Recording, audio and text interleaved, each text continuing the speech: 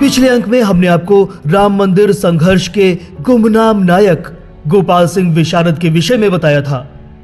यदि आपने वो अंक नहीं देखा तो डिस्क्रिप्शन में उसके लिंक पर जाकर वो अंक अवश्य देखें। तो अब आगे बढ़ते हैं।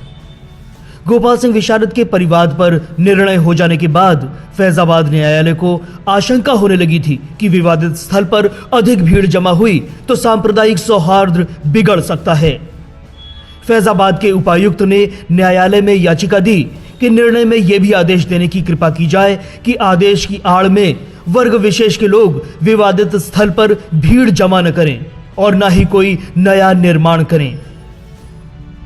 1950 के सभी परिवादों की प्रकृति एक समान होने के कारण सिविल जज ने मुकदमों को एक साथ सुनने का आदेश दिया।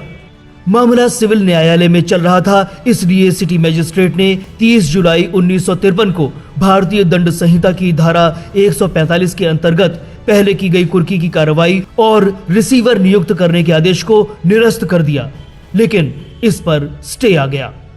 17 दिसंबर 1959 को निर्मोही अखाड़ा भी मुकदमे में शामिल हो गया। अखाड़े के महंत रामेश्वर दास ने मुसलमानों, रिसीवर और सरकार के खिलाफ मुकदमा ठोक दिया, जिसमें उन्होंने कहा कि वो लंबे समय से श्री राम जन्मभूमि के प्रबंधक और पुजारी रहे हैं, इसलिए मंदिर का काम उन्हें या उनके प्रतिनिधि को सौंपा जाना चाहिए। इस नए परिवाद को भी सिविल जज ने अन्य मुकदमों के साथ जोड़ दिया। मामला उलझता जा रहा था।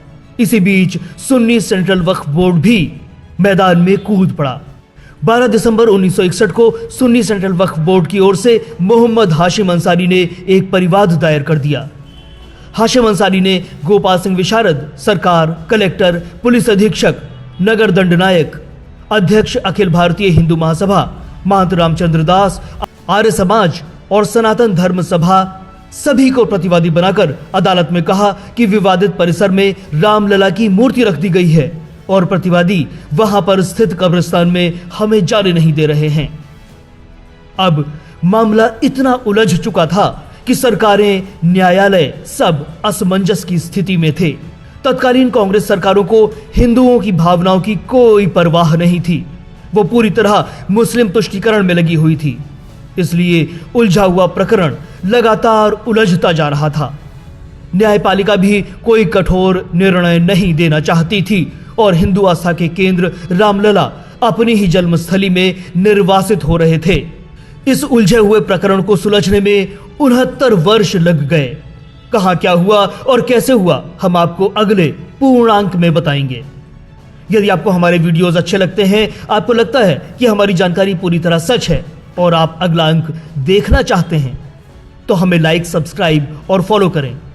यदि आपने हमारा पिछला अंक नहीं देखा है तो उसका लिंक हमने डिस्क्रिप्शन में दे रखा है, आप उसे जरूर देखें। धन्यवाद।